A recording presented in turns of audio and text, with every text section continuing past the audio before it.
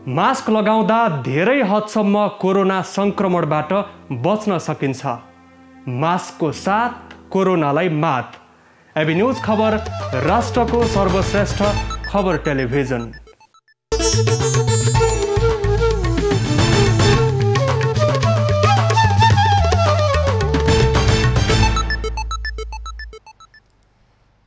Corona संक्रमितको उचित उपचार हरेक नेपालीलाई खोपको आधार।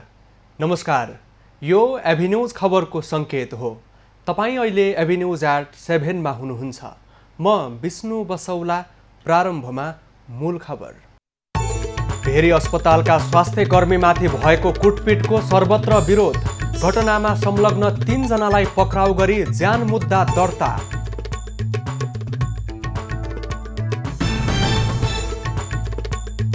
कोरोना निको हुने दर बढ्दो। एकै दिन 9,841 कोरोना मुक्त, 6,951 संक्रमित थपिए, 96 जनाको मृत्यु। प्रधानमन्त्री ओलीले गरे प्रतिनिधि सभा विघटनको बचाउ। चुनावको लागि सरकारमा सहभागी हुन दलहरूलाई आह्वान।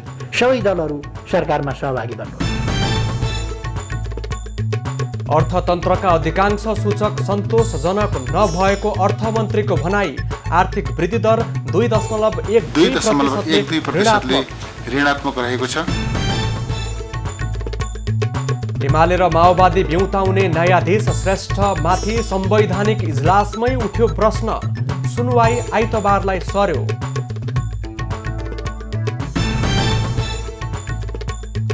निषेधाज्ञा कडाई गर्ने नाममा खबर सङ्कलनमा समेत अवरोध। अत्यावश्यक काममा हिँडेका पैदल यात्रुलाई पनि जरिवाना।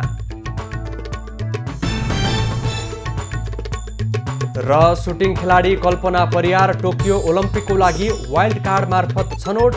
नेपाल च्याम्पियन सुस्मिता पछि परिन्। अब खबरको सिलसिला प्रारम्भ गरौं। स्वास्थ्य कर्मीमाथि हातपात सम्बन्धी प्रसङ्गबाट। भेरी अस्पताल नेपालगञ्जमा स्वास्थ्य कर्मीमाथि भएको हातपातको घटनाका दोषीलाई कारवाही र सुरक्षाको प्रत्याभूति गर्ने प्रशासनले प्रतिबद्धता जनाएपछि स्वास्थ्य कर्मीले आन्दोलन स्थगित गरेर काममा फर्किएका छन्। स्वास्थ्य कर्मीमाथि आक्रमण गर्नेलाई ज्यान मुद्दा दर्ता गरिएको छ भने जिल्ला अदालत बाँकेले आरोपीलाई 5 दिन थुनामा राखेर थप अनुसन्धान गर्नको लागि अनुमति दिएको छ।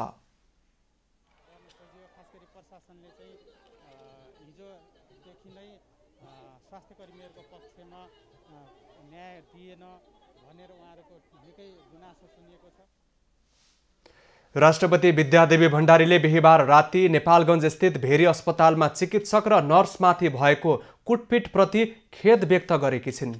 शुक्रबार सामाजिक सञ्जाल ट्विटरबाट राष्ट्रपति भण्डारीले आफ्नो र परिवारको जीवन जोखिममा राखेर कोभिड-19 का बिरामीको उपचारमा संलग्न चिकित्सक तथा नर्सप्रति दुर्व्यवहार हुनु खेदजनक भएको बताएकी छिन्।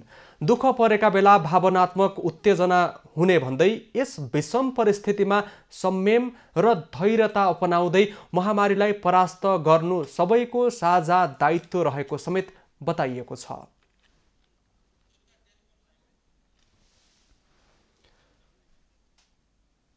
चिकित्सकमाथि भएको घटनाको विषयमा थप जानकारीको लागि बाँकेबाट सम्पर्कमा हुनुहुन्छ वरिष्ठ संवाददाता दुर्गा रोकाए। दुर्गा, घटनाको विषयमा प्रशासनले केही व्यक्तिलाई पक्राउ गरेको छ। अदालतले थुनामा राखेर उनीहरूलाई थप अनुसन्धान गर्नको लागि आदेश दिइसकेको अवस्था छ। त्यसपछि भेरी अस्पतालका स्वास्थ्य कर्मीहरूको आन्दोलनको पछिल्लो अवस्था के छ? उनीहरू के बताइरहेका छन्?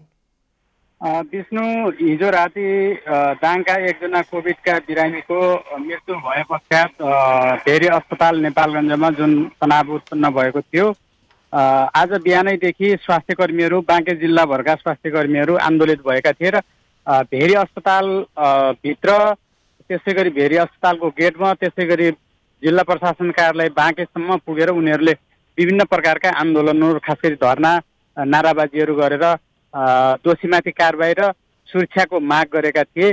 त्यही माग बमोजिम स्थानीय प्रशासनले खास गरी सर्वपक्षीय बैठकपछि, सर्वपक्षीय वार्तापछि ती मागहरू पुरा गर्ने भनेर यहाँका स्वास्थ्य कर्मीहरूलाई जुन लिखित विज्ञप्ति जारी भइसकेपछि यहाँका स्वास्थ्य कर्मीहरूले आफ्नो आन्दोलन स्थगित गरेका दुर्गा, छन्। उनीहरूको माग चाहिँ के थियो? उनीहरू आन्दोलन गरिरहेका थिए घटनापछि, स्वाभाविक पनि छ, सर्वत्र आलोचना पनि भइरहेको छ। स्वास्थ्य कर्मीहरूको माग चाहिँ के थियो? उनीहरूले दोषीमाथि कानुन बमोजिम कारबाही र अस्पतालमा जुन काम गर्ने स्वास्थ्य कर्मीहरू हुन्छन् उनीहरूको चाहिँ सुरक्षाको प्रत्याभूति दिने भनेर यसअघि पनि यस खालका घटनाहरू बाँकेमा भएका थिए। भेरी अस्पतालमै योभन्दा अगाडि पनि स्वास्थ्य कर्मी कुटिएका थिए बिरामीका आफन्तबाट भने। हिजो राति पनि त्यही प्रकारको घटना दोहोरिएको थियो। त्यस्तै गरेर देशका अन्य ठाउँहरूमा पनि यस्ता खालका घटनाहरू आइरहेका कारणले चाहिँ यो विषम परिस्थितिमा खास गरी यो कोभिडको महामारीको बेलामा स्वास्थ्य कर्मीहरूले आफ्नो जीव ज्यान बाजी लगाएर जसरी उपचार गरिरहेका छन्, यस्तो अवस्थामा पनि यसरी दुर्व्यवहार त्यसै गरी ज्यान मार्ने सम्मका भनौँ न घटनाहरू भइसकेपछि उनीहरू हिजो राति उनीहरू छतबाट हाम फालेर तल बालुवा भएकै कारणले मात्रै केही चोटपटक नलागेको भनेर उनीहरूले हामीलाई बताएको अवस्था पनि हो। त्यसकारणले आज हिजो राति नै प्रहरीले 3 जनालाई पक्राउ गरिसकेको छ र उनीहरूलाई कानुन बमोजिम कारबाही गर्ने भनेर आज भनिसकेपछि आन्दोलन यसरी स्थगित गरिएको अवस्था हो। दुर्गा, भेरी अस्पतालमा यसअघि पनि लगातार यस्ता खालका घटना भइरहेका छन्। देशभरका अस्पतालमा यही खालको घटनाहरू दोहोरिरहेको छ। भेरी अस्पतालमा अगाडिपट्टि गरिएका प्रतिबद्धताहरू प्रशासनको तर्फबाट कति पुरा भए? अब स्वास्थ्य कर्मीको सुरक्षाको लागि के व्यवस्था हुँदैछ? केही समय अगाडि एकजना स्वास्थ्य कर्मी भेरीको इमर्जेन्सी वार्डमा चाहिँ कुटिएपछि त्यसबेला जुन भेरी अस्पतालमा सुरक्षा व्यवस्था नेपाल प्रहरीबाट केही सङ्ख्यामा मात्रै थियो भने त्यसपछि प्रहरी निरीक्षककै नेतृत्वमा अहिले त्यहाँ सुरक्षा खटाइने गरिएको छ। कोभिड वार्डको बाहिर पनि 3 जना सुरक्षाकर्मी निरन्तर बसिरहेको अवस्था हुन्छ भने भेरी अस्पताल भित्र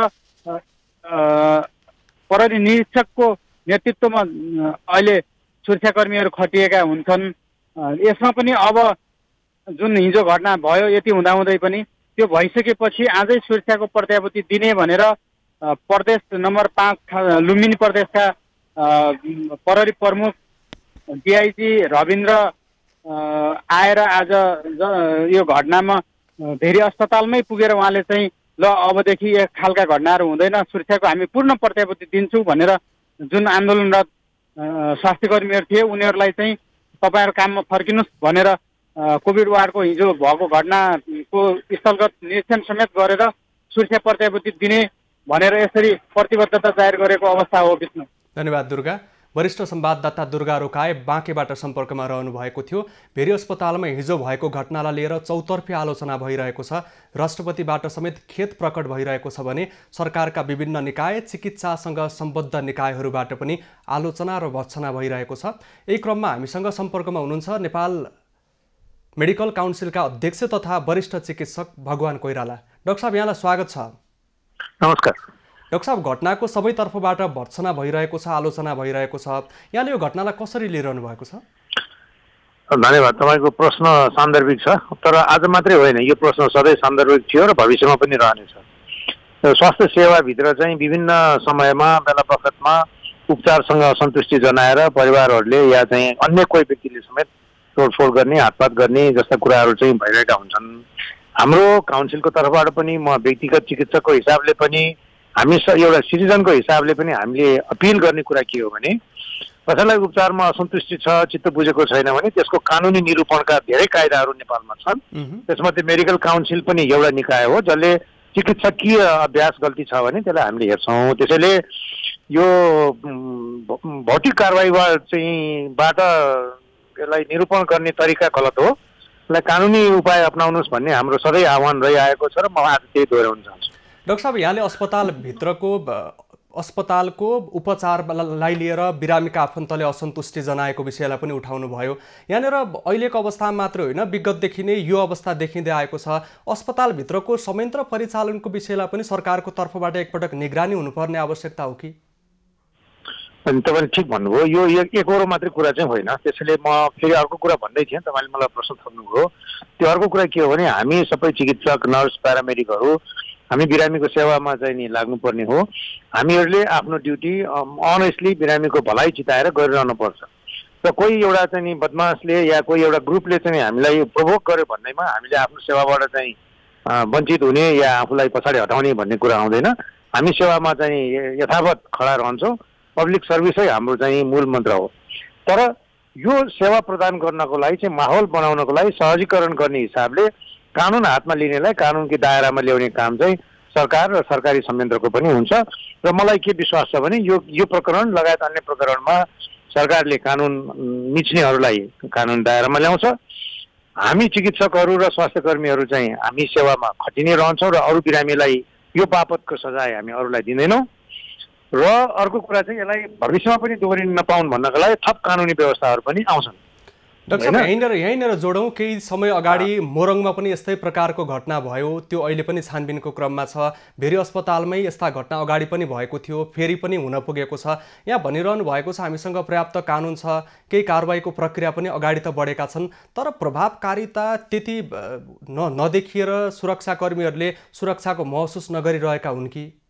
मैले ठिक कुरा भन्नुभयो। म तपाईँको कुरा बुझेँ। सुन्नुहोस् न, यत्रो ठुलो समाजमा यत्रो अप्ठ्यारो परिस्थितिमा बिचबिचमा बदमास आयो भनेर हाम्रो कुनै पनि सिस्टमले काम गरेन भन्नु पनि गलत होला होइन।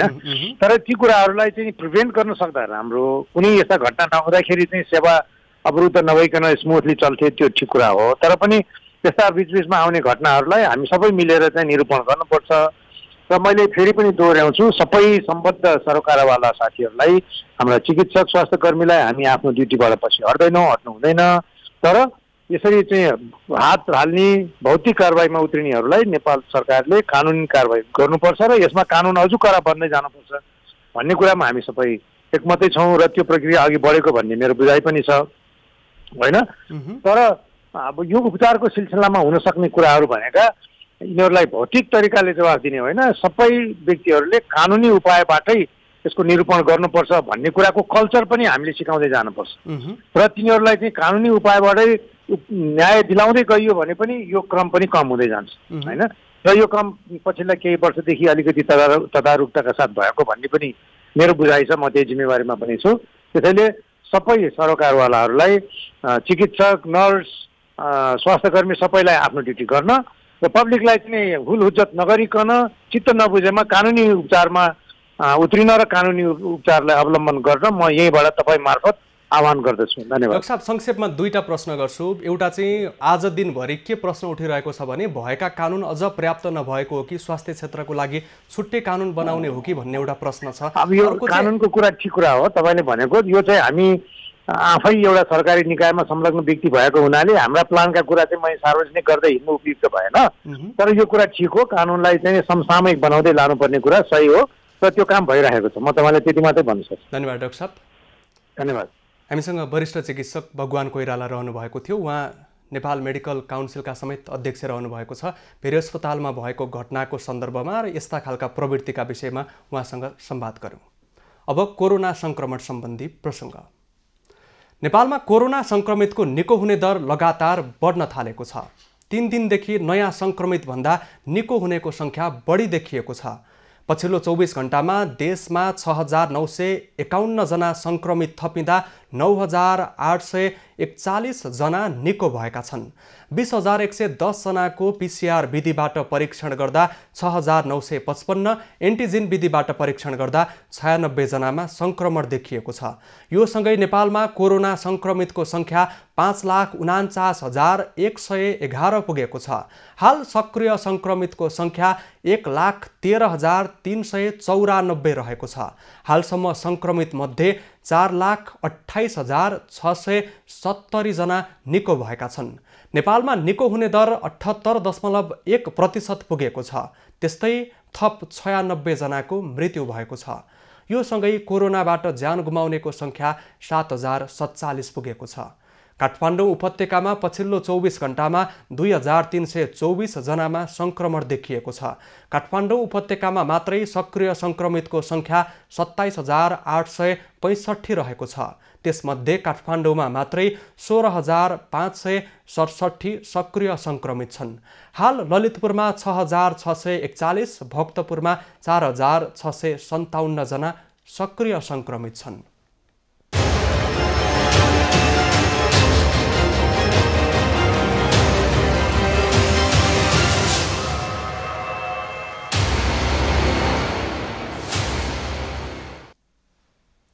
सरकारले चीन र अमेरिकाबाट कोभिड-19 को विरुद्धको खोप खरिद गर्ने प्रक्रिया अगाडि बढाएको छ।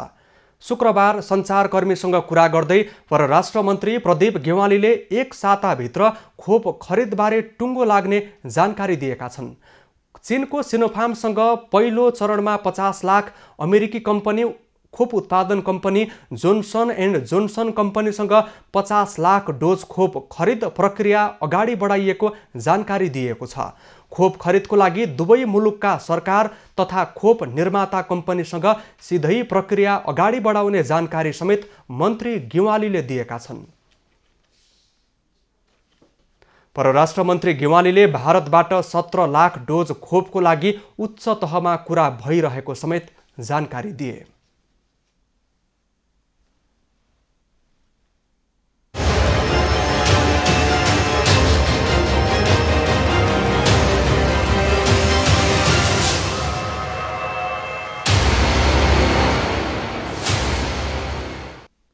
अब बाँकी खबर। प्रतिनिधि सभाको विघटनपछि लगातार आफ्नो कदमको बचाउ गर्दै आएका प्रधानमन्त्री केपी ओलीले प्रतिनिधि सभा अकर्मण्य भएकाले विघटित भएको जिकिर गरेका छन्। आज राष्ट्रको नाममा सम्बोधन गर्दै राजनीतिक स्थायित्वको लागि ताजा जनादेश अपरिहार्य भएको दोहोर्याएका छन्। चुनावले अहिलेको निराशा तोड्दै जाने भन्दै ताजा जनादेशमा जानु प्रतिगमन नभएको ओलीको तर्क रहेको छ। जोखिममा पर्ला कि भन्ने हो। ताजा जनादेशमा जानु प्रतिक्रमण होइन। जनतालाई दलहरूले मूल्याङ्कनको मौका दिनु र आवधिक निर्वाचन मार्फत जनताले विश्वास गरेको दललाई सरकार चलाउन जनादेश प्राप्त हुनु लोकतन्त्रको विशेषता हो। प्रधानमन्त्री ओलीले अस्थिरता सिर्जनाको लागि स्वार्थ केन्द्रित गठबन्धन नगरेको र महाधिवेशनबाट निर्वाचित अध्यक्षलाई घेराबन्दी गरेर हटाउन नखोजेको भए नेकपाको एकता कायम हुने दाबी समेत गरे। घेराबन्दीबाट हटाउने दुराशय नभएको भए यतिन्जेल एकता महाधिवेशन सम्पन्न भएर नेतृत्व हस्तान्तरण भइसकेको हुने थियो। फागुन 23 गतेको फैसलापछि पनि एकता जोगाउन सकिन्छ कि भनेर मैले आफैले पहल गरेको हुँ। प्रधानमन्त्री ओलीले पार्टीहरू कमजोर हुँदा विभाजन, विग्रह आउँदा लोकतन्त्र कमजोर हुने भन्दै बहुदलीय व्यवस्थामा निर्दलीय अभ्यास गर्न खोज्नु ख्यालठट्टाको विषय नभएको बताए। दलीय चरित्र ख्यालठट्टाको विषय होइन। अझै यस्तो विकृतिको औचित्य एवं वैधता कायम गर्न भइरहेका प्रयास त सामान्य विषय हुँदै होइनन्। मैले आफ्नो लागि या आफ्ना दलका लागि यी सबै विषय भनिरहेको छैन। लोकतन्त्रका लागि आफ्नो जीवनको आधा शताब्दीभन्दा बढी खर्चेको र पञ्चायती जेलमा 14 वर्ष बिताएको मेरा लागि सत्तामा रहनु या नरहनु प्रमुख विषय हुँदै होइन। प्रधानमन्त्री ओलीले निषेध आदेश यताको 25 दिन निकै कष्टकर रहेको बताउँदै अहिले अवस्था सुधारतर्फ अगाडि बढेको, अक्सिजन आपूर्ति व्यवस्थित गरिएको बताएका छन्। सङ्कलन गरी अस्पतालहरूमा पठाइएको छ। अक्सिजन प्लान्टहरूलाई पूर्ण क्षमतामा सञ्चालन गरिएको छ। अक्सिजन उद्योगलाई विद्युत महसुल छुट दिने व्यवस्था गरिएको छ। नागरिकको जीवन रक्षाका लागि विदेशबाट एयरलिफ्ट गरेर समेत सिलिन्डर ल्याइएको छ। उनले मुलुकलाई जसरी पनि खोप आपूर्ति गरिने भन्दै पहिलो मात्रा खोप लगाएका व्यक्तिलाई दोस्रो डोज छिट्टै उपलब्ध गराउने पनि बताएका छन्। हामीलाई अनुदानबाट प्राप्त 32,28,000 डोज र खरिदबाट उपलब्ध 10 लाख डोजबाट खोप अभियान अगाडि बढाएका छौँ। पहिलो मात्रा खोप लगाएका नागरिकहरूका लागि दोस्रो मात्राको व्यवस्था जसरी पनि गरिने कुरामा निश्चिन्त रहन आग्रह गर्दछु। बजेटको पूर्व सन्ध्यामा प्रधानमन्त्री ओलीले 72 विभिन्न बुँदामा राष्ट्रको नाममा सम्बोधन गरे। उनले अध्यादेश मार्फत बजेट ल्याउने भएपछि सरकारका नीति तथा कार्यक्रम राष्ट्रको नाममा सम्बोधन मार्फत सार्वजनिक गरेका छन्। ओलीले सरकारले 3 वर्षको अवधिमा राम्रो काम गरेको, आगामी वर्षको बजेटमा यस्ता कुरालाई प्राथमिकता दिने उल्लेख गरेका छन्। अर्थमन्त्री विष्णु पौडेलले प्रस्तुत गरेको आर्थिक सर्वेक्षणले नेपालको अर्थतन्त्र झन गम्भीर मोडमा पुगेको देखाएको छ। गत आर्थिक वर्ष कोरोनाले थिलथिलो बनेको अर्थतन्त्र चालु आर्थिक वर्षमा केही सुधार हुने अपेक्षा विपरीत अर्थतन्त्रका धेरैजसो सूचक सन्तोषजनक नभएको पाइएको छ। गत आर्थिक वर्ष 2% ऋणात्मक बनेको अर्थतन्त्र चालु आर्थिक वर्षमा 4.1%ले हुने संशोधित अनुमान गरिएको थियो। तर अर्थमन्त्री पौडेलले 4% को आर्थिक वृद्धिको लक्ष्य हासिल गर्न नसकिने सङ्केत गरे। अर्थमन्त्री विष्णु पौडेलले चालु आर्थिक वर्ष 2077-78 का लागि सरकारले राखेको करिब 4% को आर्थिक वृद्धि दरको लक्ष्य हासिल गर्न चुनौतीपूर्ण हुने बताएका छन्। नेपालको आर्थिक वृद्धि दर चालु आर्थिक वर्षमा 4.01% रहने अनुमान गरिएकोमा चालु आर्थिक वर्षको तेस्रो चौमासिकबाट तीव्र गतिले फैलिरहेको कोभिड-19 को दोस्रो लहरको कारणले अनुमानित आर्थिक वृद्धि दर हासिल गर्ने कार्य चुनौतीपूर्ण छ। नेपालको आर्थिक वृद्धि दर 2.12%ले ऋणात्मक अवस्थामा पुगेको छ। पछिल्लो 2 दशकमै पहिलो पटक नेपालको आर्थिक वृद्धि दर 2.12%ले ऋणात्मक अवस्थामा पुगेको हो। 2071-72 को महाभूकम्पबाट सृजित आर्थिक क्षतिभन्दा पनि यो उच्च भएको जनाइएको छ। मन्त्रालयमा आयोजित कार्यक्रममा अर्थमन्त्री विष्णु पौडेलले आर्थिक सर्वेक्षण 2078 सार्वजनिक गर्दै पछिल्लो 2 दशकमै पहिलो पटक मुलुकको आर्थिक वृद्धि दर 2.12%ले ऋणात्मक अवस्थामा पुगेको बताए। आर्थिक वर्ष 2076-77 मा कोभिड-19 महामारीबाट नेपालको अर्थतन्त्र प्रभावित हुन गई आर्थिक वृद्धि दर पछिल्लो 2 दशकमै पहिलो पटक 2.12% ऋणात्मक रहेको छ। आर्थिक सर्वेक्षण 2078 मा चालु आर्थिक वर्षमा प्रति व्यक्ति कुल गृहस्थ उत्पादनमा 5.8%ले वृद्धि भई अमेरिकी डलर 1191 पुगेको अनुमान गरिएको छ। त्यसैगरी प्रति व्यक्ति कुल राष्ट्रिय आयमा 5%ले वृद्धि भई अमेरिकी डलर 1196 पुगेको अनुमान गरिएको छ। पछिल्ला वर्षहरूमा वस्तु तथा सेवाको औसत मूल्य स्तर वाञ्छित सीमाभित्रै नै रहेको जनाइएको छ। आर्थिक वर्ष 2076-77 मा तीनै तहको सरकारको एकीकृत खर्च 11 खर्ब 91 अर्ब 6 करोड रुपैयाँ रहेको छ। एकीकृत खर्च मध्ये चालु खर्च 56% र पुँजीगत खर्च 34.1% र वित्तीय व्यवस्था 9.9% रहेको छ। त्यसैगरी सरकारको बजेट घाटा कुल गृहस्थ उत्पादनको 8.1% रहेको मन्त्रालयले जनाएको छ। चालु आर्थिक वर्षको फागुनसम्म संघीय राजस्वमा भने गत आर्थिक वर्षको सोही अवधिको तुलनामा 4.6%ले बढेर 5 खर्ब 1 अर्ब 97 करोड पुगेको छ।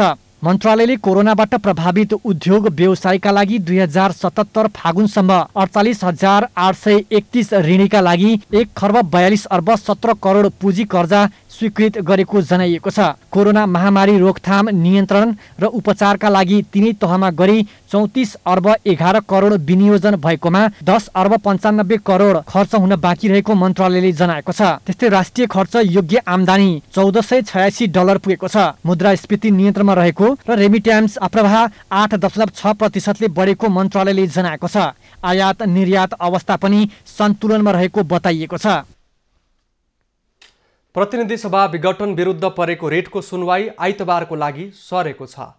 प्रधान न्यायाधीश चोलेन्द्र शमशेर राणा सहित 5 जनाको संवैधानिक इजलासले आइतबारको लागि सुनवाई सारेको हो। शुक्रबार बसेको संवैधानिक इजलासले मुद्दालाई हेर्दैमा राखेको छ। प्रतिनिधि सभा विघटन विरुद्ध परेका मुद्दामा सुनवाई गर्न प्रधान न्यायाधीश चोलेन्द्र शमशेर जबराले गठन गरेको संवैधानिक इजलासबारे कानुन व्यवसायीले प्रश्न उठाएका छन्। कानुन व्यवसायी गोविन्द बन्दीले न्यायाधीश बम कुमार श्रेष्ठलाई संवैधानिक इजलासमा राख्नको लागि नहुने बताएका थिए। सुनवाईको क्रममा उठेर बन्दीले न्यायाधीश श्रेष्ठले तत्कालीन नेपाल कम्युनिस्ट पार्टीलाई विघटन गरेर नेकपा एमाले र माओवादी केन्द्रलाई बिउताइदिएका थिए। सोही कारणले न्यायाधीश श्रेष्ठ अहिले संवैधानिक इजलासमा बस्नको लागि नमिल्ने बन्दीको तर्क रहेको थियो। श्रेष्ठ र न्यायाधीश कुमार रेग्मीको संयुक्त इजलासले फाल्गुन 23 गते एमाले र माओवादी केन्द्र बिउताउने गरी फैसला गरेको थियो।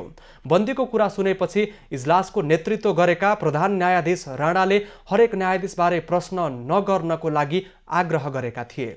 यो सँगै महान्यायाधिवक्ता रमेश बडालले पनि रिट निवेदक पक्षका वकिलले आचार संहिताको पालना नगरेको भन्दै आपत्ति जनाएका थिए। संवैधानिक इजलासमा 30 रिटको सुनवाई भइरहेको छ। आज बहस नसकिएपछि अर्को सुनवाई आइतबार हुने भएको छ।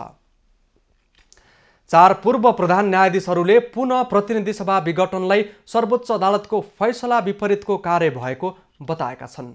शुक्रबार पूर्व प्रधान न्यायाधीशहरूको समूहको तर्फबाट विज्ञप्ति जारी गर्दै उनीहरूले सर्वोच्चको फैसलाले दिएको परिणाम कसैको स्वार्थको खातिर निरर्थक तुल्याइएको टिप्पणी गरे। यसबाट कानुनको सर्वोच्चताको सिद्धान्त नमान्ने र कानुन प्रभावहीन हुने गम्भीर स्थिति खडा भएको उनीहरूको भनाइरहेको छ। पूर्व प्रधान न्यायाधीशहरू मीनुबहादुर रायमाझी, अनुपराज शर्मा, कल्याण श्रेष्ठ र सुशीला कार्कीले जारी गरेको विज्ञप्तिमा लोकतन्त्रको लागि यस्तो स्थिति खतरनाक भएको उल्लेख गरिएको छ। अर्कोतिर प्रधानमन्त्रीले प्रतिनिधि सभाबाट विश्वासको मत प्राप्त गर्न नसकेपछि कानुन बमोजिम पदमा बहाल रहन अयोग्यता सिर्जना भई पद मुक्त हुने संवैधानिक प्रावधान भए पनि पदमा रहिरहने स्थिति तर्जुमा गर्ने कोसिस भएको समेत तर्क गरिएको छ। कोरोना महामारी जनताको असामान्य र कष्टप्रद दैनिकी सहितको जीवनको माझमा भरपर्दो र नियमित सरकारद्वारा विभिन्न समस्याको समाधान गर्ने वातावरण निर्माण गरिनुपर्नेमा धारा 76 को प्रयोगको सम्बन्धमा भएका अभ्यासहरू संविधानको भावना एवं प्रजातन्त्रको मूल मर्म प्रतिकूल भएको समेत दाबी गरिएको छ। काठमाडौँ उपत्यकामा थप गरिएको निषेधाज्ञा शुक्रबारदेखि लागू भएको छ। एक साताको लागि तोकिएको निषेधाज्ञा यसअघि भन्दा यसपालि थप कडा गरिएको छ। शुक्रबारबाट लागू भएको निषेधाज्ञामा किराना पसल खोल्न दिएको छैन भने पास भएका सवारी साधनभित्र बसेका मानिसको पनि पास मागेर अनावश्यक दुःख दिने काम गरिएको छ। सुरक्षाकर्मीले पास भएका सञ्चार माध्यमका सवारी साधनलाई खबर सङ्कलनमा समेत रोक लगाएर अनावश्यक दुःख दिने काम गरिरहेको छ। अनावश्यक रूपमा दुःख दिने काम गरिरहेको भन्दै चौतर्फी आलोचना भइरहेको छ। अत्यावश्यक काममा हिँडेका पैदल यात्रुलाई आर्थिक जरिवाना गराउने कामलाई प्रहरीले तीव्रता दिएको छ। सरकारले निषेधाज्ञाको अनुगमन गर्ने जिम्मा प्रहरीलाई दिएको छ। प्रहरीका अनुसार कडाई गरिएको निषेधाज्ञामा पसल खोल्नेलाई पहिलो पटक चेतावनी दिएर बन्द गराउने, दोस्रो पटक पसल खोलेमा प्रहरी कार्यालय लगेर कारवाही गर्ने तयारी भइरहेको छ। उपत्यकाका प्रशासनले नेपाल खाद्य तथा व्यापार कम्पनी लिमिटेड र साल्ट ट्रेडिङ कर्पोरेसन लिमिटेडबाट अत्यावश्यक सामग्री मगाउन सक्ने व्यवस्था गरेको जनाएको छ। नागरिकले खाद्य सामग्री मगाए मोबाइल गाडीबाट घरमै लैजाने व्यवस्था मिलाइएको भनिएको छ। निषेधाज्ञाको कारण दैनिक मजदुरी गरेर जीविकोपार्जन गर्ने नागरिकलाई निकै ठुलो समस्या भएको छ। अटो, रिक्सा, ठेला व्यापार गर्ने र ज्यालादारीमा काम गरेर दैनिकी चलाउनेहरू थप समस्यामा परेका छन्।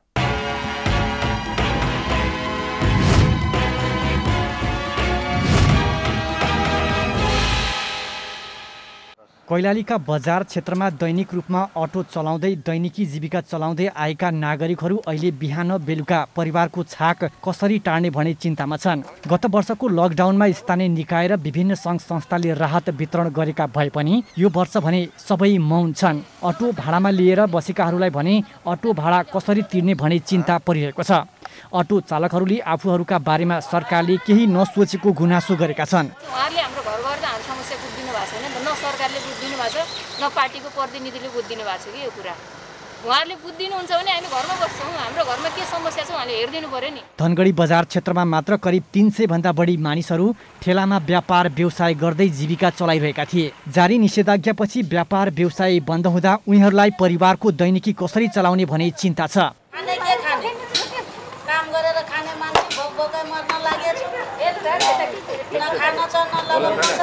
पहिले दैनिक रूपमा काम गर्दा जसोतसो परिवार पालिरहेका भए पनि अहिले भने निकै समस्या भइरहेको अटो चालकहरूको गुनासो छ। बैंकको किस्ता तिर्नै नसक्ने अवस्था आएको उनीहरू बताउँछन्।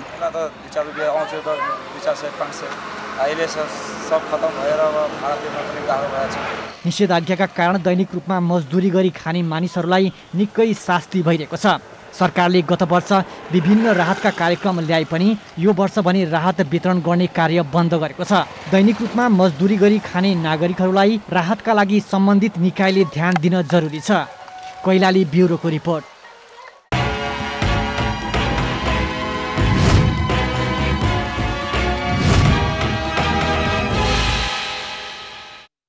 स्याङ्जामा व्यवस्थित कोभिड अस्पताल नहुँदा स्थानीयहरू चिन्तित बनेका छन्। कोरोना संक्रमण फैलिरहँदा पनि जिल्लामा कोरोना अस्पताल निर्माण हुन नसक्दा उपचारमा कठिनाई भएको छ। भिरकोट नगरपालिका 5 हेलुमा रहेको कालिका अस्पताल पहिलो चरणको कोरोना संक्रमणमा कोभिड अस्पताल निर्माण गरिएको थियो। तर दोस्रो चरणको कोरोना संक्रमण फैलिरहँदा सरकारले अस्पतालको व्यवस्था नगर्दा समस्या उत्पन्न भएको हो। अस्पतालहरूसँग उपकरण तथा सामग्रीहरू भए पनि अस्पतालमा उपचार सेवा व्यवस्थित हुन सकेको छैन। व्यवस्थापनले टाइम त अब जति दिनुपर्ने त्यो कमै भएको हो, मैले पनि त्यो महसुस गर्छु। र यहाँको सबभन्दा ठुलो समस्या भनेको अब आर्थिक रूपमा नै हो, किनभने सामुदायिक भएको हुनाले खासै त्यति धेरै लिएर चार्ज लिएर चाहिँ बिरामीको उपचार गर्नुपर्ने नगर्ने, थोरै चार्जमा उपचार गर्ने हो। स्याङ्जामा दैनिक जसो 50-60 जनामा कोरोना संक्रमण हुने गरेको छ। जिल्लामा समयमै उपचार नपाएर 84 जनाको ज्यान गइसकेको छ भने उपचारका लागि पोखरा लैजाँदै गर्दा बीच बाटोमै मृत्यु भएका खबरहरू आउने गरेका छन्। जिल्लाका सरोकारवाला निकायहरू र पालिकाहरू मिलेर कालिका सामुदायिक अस्पताललाई व्यवस्थित कोभिड अस्पताल बनाउन सकिने बताइरहँदा पनि सरकारले चासो दिएको छैन। त्यहाँको टिमले राम्रोसँग सञ्चालन गरिदिनु भयो भने त्यहाँ पनि राम्रो उपचार हुने, त्यहाँ पनि बिरामीहरू चाहिँ यसरी अकालमा मर्नुबाट चाहिँ अलिकति रोकथामलाई चाहिँ सपोर्ट गर्ने अवस्था देखिएको छ। अहिलेको अवस्थामा मान्छेहरू कोभिड सङ्क्रमणले अस्पताल जाँदा सङ्क्रमित भएर अस्पताल पुर्याउँदै गर्दा बाटोमा समेत मृत्यु भइरहेको छ। र यसको लागि राज्य पक्षबाट सरकारले, प्रदेश अथवा केन्द्र सरकारले त्यो अस्पताललाई अलिकता अक्सिजनलाई ध्यानमा राखेर त्यसलाई अक्सिजन पूर्ण रूपमा पुर्याउने गरी त्यहाँ सञ्चालन गर्यो भने स्याङ्जाली जनता जो कोभिडबाट सङ्क्रमित हुनुहुन्छ उहाँहरूलाई एउटा जुन बिरामीको पीडा जुन छ त्यसलाई मलम लाउने काम हुने थियो। कालिका अस्पताललाई गण्डकी प्रदेशले भौतिक संरचना निर्माण सहित सामग्री खरिदका लागि 50 लाख विनियोजन गरेको छ, तर बजेट अनुसारको काम भएको छैन। स्याङ्जामा 1950 जना कोरोना संक्रमित भएका छन् भने 320 जनालाई निको भएको स्वास्थ्य कार्यालयले जनाएको छ। संक्रमित मध्ये 1442 जना होम आइसोलेसनमा रहेका छन् भने 36 जना क्वारेन्टिनमा रहेका छन्। रोशन लामिछाने, स्याङ्जा। केपी ओली नेतृत्वको काम चलाउ सरकारले शनिबार आगामी आर्थिक वर्षको बजेट प्रस्तुत गर्दैछ। प्रतिनिधि सभा विघटन कोरोना महामारीको दोस्रो लहरको बीच आउन लागेको यो बजेट कोरोना केन्द्रित हुनुपर्ने विज्ञहरूको सुझाव रहेको छ। केपी ओली नेतृत्वको काम चलाउ सरकारले शनिबार आर्थिक वर्ष 2078-79 को बजेट प्रस्तुत गर्दैछ। प्रतिकूल परिस्थितिमा ल्याउन लागेको यो बजेटलाई लिएर विभिन्न किसिमका टीका टिप्पणी भइरहेका छन्। काम चलाउ सरकारलाई पूर्ण बजेट ल्याउने अधिकार नै नभएको कतिपय अर्थविदहरूको भनाइ छ। यस्तो अवस्थामा चाहिँ एकमना तरिकाले यो सैद्धान्तिक, राजनीतिक र वैधानिक धरातल गुमाएको चाहिँ सरकारले कस्तो बजेट ल्याउला र त्यो ल्याएको बजेटको कार्यान्वयन कसरी गर्न सक्ला भन्ने सन्दर्भमा चाहिँ म चाहिँ ढुक्क छैन, म धेरै आशावादी छैन। त्यसैले यो बजेट अब यस्तो हुनुपर्छ, कस्तो हुनुपर्छ भनेर छलफल गर्नुभन्दा पनि सरकार संवादमा आउनुपर्छ। गत वर्षको 5 महिनाको लकडाउनले अर्थतन्त्रमा परेको असरबाट देश अझै पनि बाहिर आउन सकेको छैन। पछिल्लो समय सरकारले फेरि निषेधाज्ञा जारी गरेको छ। आर्थिक लगायतका सबै गतिविधि ठप्प रहेका छन्। यस्तो अवस्थामा बजेट ल्याउनै परे स्वास्थ्य सुरक्षालाई पहिलो प्राथमिकतामा राख्नुपर्ने अर्थविदहरूको सुझाव छ। यसरी यो लकडाउनको कारणले र निषेधाज्ञाको कारणले ठिला परेको अर्थतन्त्रलाई जगेर्ना गर्नको लागि न्यूनतम रूपमा चाहिँ हामीले के गर्नुपर्छ भन्ने सन्दर्भमा चाहिँ एउटा साझा सहमति वास्तवमा यो सरकारले गर्नुपर्ने आवश्यकता छ। एकल काटे तरिकाले हौसिएर जथाभावी बजेट ल्याउने, वितरणमुखी बजेट ल्याउने, निर्वाचनमुखी बजेट ल्याउने।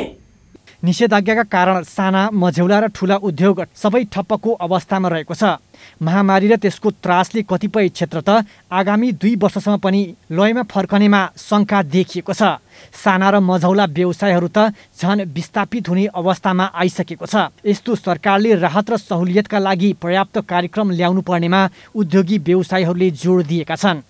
GDP को 5%, अर्थ मन्त्रालयबाट सरकारबाटै 5% स्टिमुलस प्याकेजको रूपमा आउनु पर्यो र त्यो 2% ब्याज दरमा आउनु पर्यो कि तपाईँ पहिला जस्तो 5% ब्याज दरमा यसले उद्योगी व्यवसायीको आकांक्षा पूरा गर्न सक्दैन। कोरोना महामारी कहिलेसम्म रहने अनिश्चित छ। यस्तोमा सरकारले स्वास्थ्य सुरक्षालाई पहिलो प्राथमिकतामा राखेर खोपमा सबै नागरिकको पहुँच पुर्याउन आवश्यक देखिएको छ।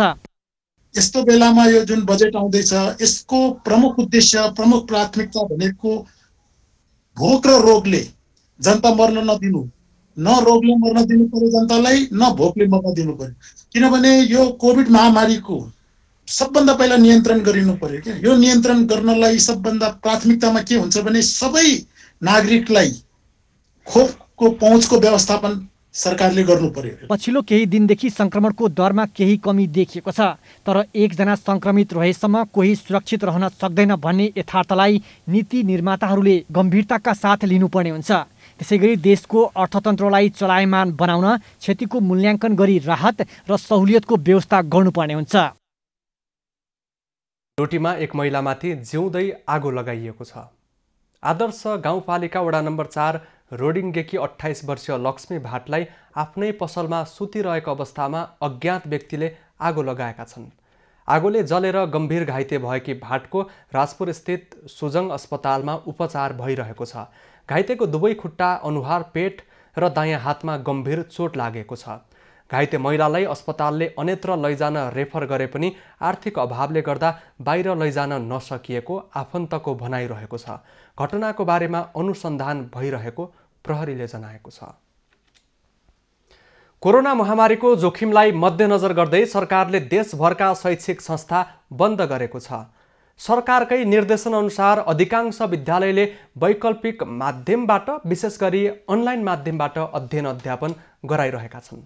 तर हचुवाको भरमा भइरहेको अनलाइन कक्षाले विद्यार्थीमा सिकाइ भन्दा पनि विविध समस्याहरू ल्याउन थालेको छ।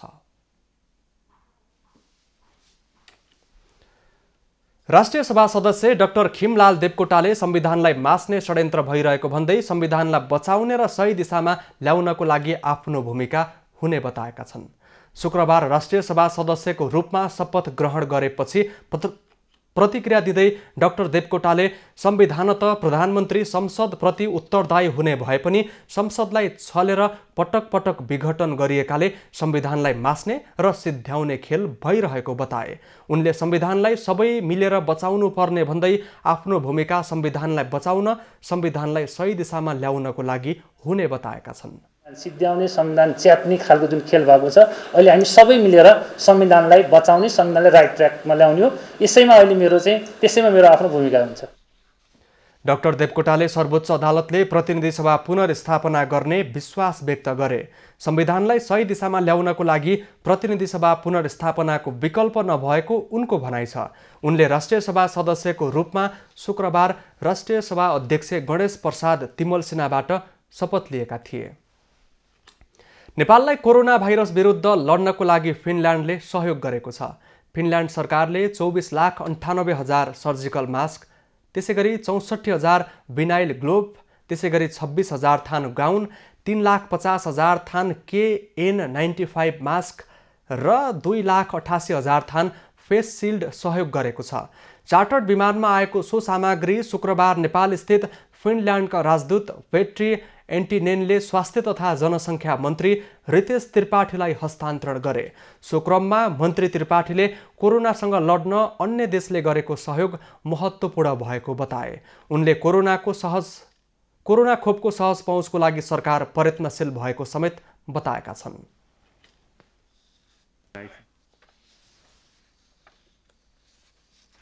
हामीसँग भएका साधन स्रोत, विज्ञानले दिएको अहिलेसम्मको सबैभन्दा महत्त्वपूर्ण औजार र अस्त्र भनेको भ्याक्सिन हो, खोप हो। यी बाहेक अरू हामीले प्राप्त गर्न सक्ने विश्वले नै प्राप्त गरेको छैन। त्यस कारणले जे साधन स्रोत छ त्यसलाई हामीले सदुपयोग गर्दै यो कोभिड-19 विरुद्धको सङ्घर्षमा हामी अगाडि बढ्नुपर्छ। बेलायतले कोरोना विरुद्ध लड्न सहयोग गरेको स्वास्थ्य सामग्री पनि नेपालमा आइपुगेको छ। बेलायतले पठाएको सामानमा 260 थान भेन्टिलेटर, 19,200 आई प्रोजेक्टर रहेको छ भने सोही जहाजले नेपाल मेडी युकेले पठाएको अक्सिजन कन्सन्ट्रेटर पनि ल्याएको छ। अब पालो एभिन्यूज एट स्पोर्ट्सको।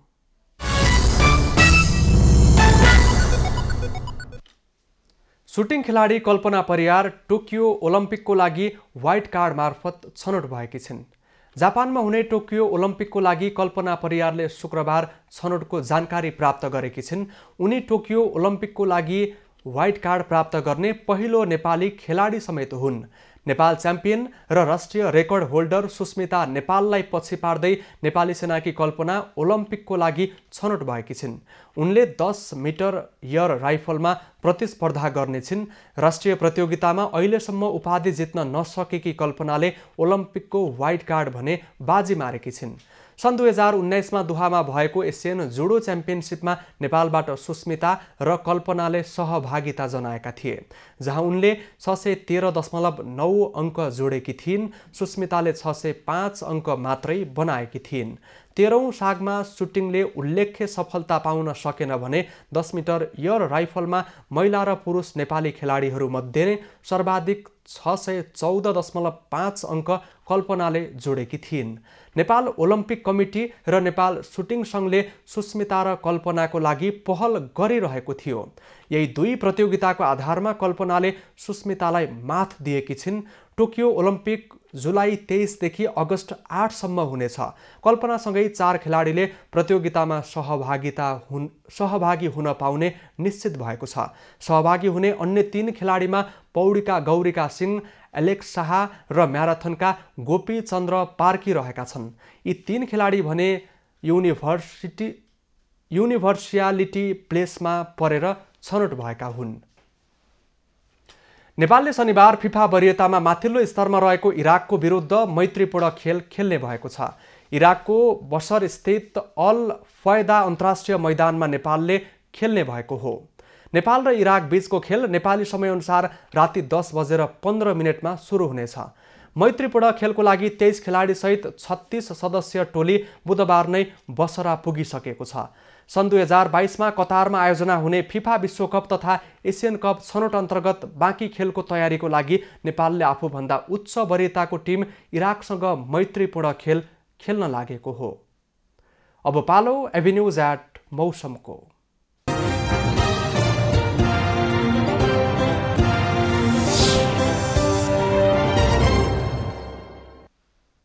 बंगालको खाडीमा विकसित चक्रवात र पश्चिमी वायुको प्रभावले आज पनि देशभर आंशिकदेखि सामान्य वर्षा भयो।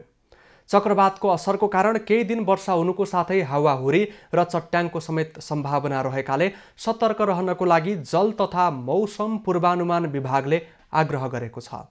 आज काठमाडौँ उपत्यकाको अधिकतम तापक्रम 23 डिग्री सेल्सियस र न्यूनतम तापक्रम 17 डिग्री सेल्सियस मापन गरियो।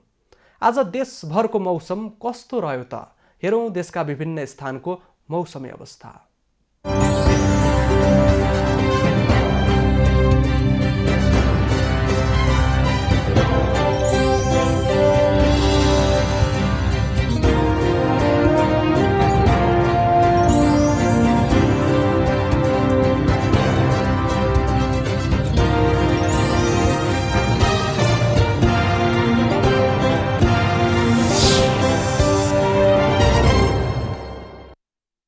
अहिलेलाई खबरको क्रम यति नै। एभिन्यूज खबरका यी सहित अन्य विस्तृत खबरका लागि www.avenews.tv लगअन गर्न सक्नुहुनेछ। युट्युब, फेसबुक र ट्विटरमा पनि हामीलाई फलो गर्न सकिनेछ। खबरभित्रको खबरका लागि हेर्दै रहनुहोला एभिन्यूज खबर। नमस्कार।